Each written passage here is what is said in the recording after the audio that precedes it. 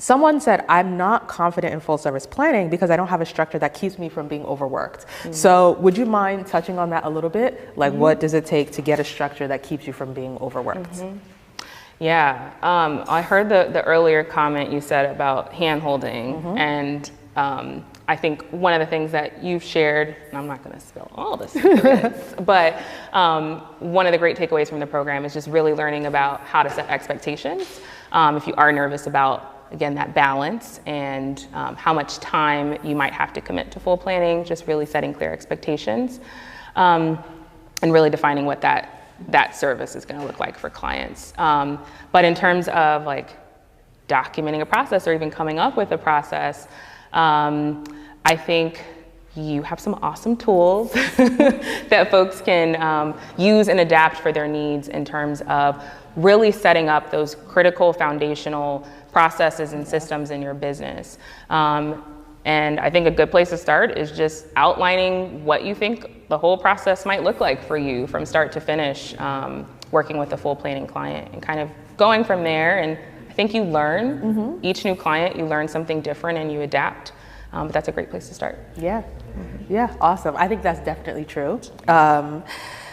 And here's the thing, if you are not confident in full service plan, well, this first of all assumes that you want to be a full service planner. If you don't want to do it at all, then this doesn't apply to you. Right. But let's say you do want to do that, you staying in a place where you're not confident because you don't have the processes, and then you're still not getting experiences, so you're still not building, like, it's just gonna yield a lot of still not growing into a full service planner. So it kind of comes down to the point of how much do I want it? Like, how much do I want to grow into this person, right? You have to become that planner. Like, that's why, you know, in the program we talk about it, you have to actually become this person, right? You have to become this person who knows how to lead another person, right? And knows what happens next, because that's what your clients are going to ask you, what's next, you know? So that's, you have to grow into the person, and you have to decide what you're willing to do to grow into that person. Because just saying, I'm not ready, that's good to identify. It's very good to know where you are. But then at that point, you just decide, do I want to move forward or pause? That's why I always start, like yesterday when I shared my experience about moving to Maryland, I literally had that moment where it's just like, I'm either going to have to learn some new things that I didn't know before. I'm going to have to invest some time, energy, money to learn the things that I don't know, or I'm just going to have to give up. Because I wasn't willing to be that I wasn't willing to say, hey, I'm an event planner, and like I plan an event once every other year. For me, that wasn't the vision I had. Either I'm in or I'm out, right? And so you just have to decide, like, it's good that you identify what's holding you back, because you can't, a lot of times it's hard to fix it if you haven't identified what's holding you back. But now that you've identified it, you have to decide what you're willing to do to push forward, right?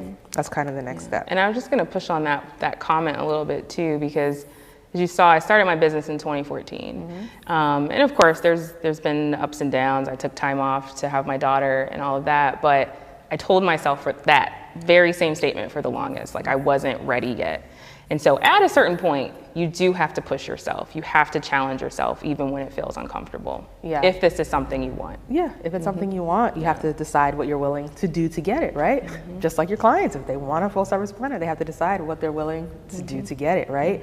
So I think that's really the biggest thing. Someone said, it's time for me to grow because my destiny's tied to it and I want to stay in alignment with God's bigger picture.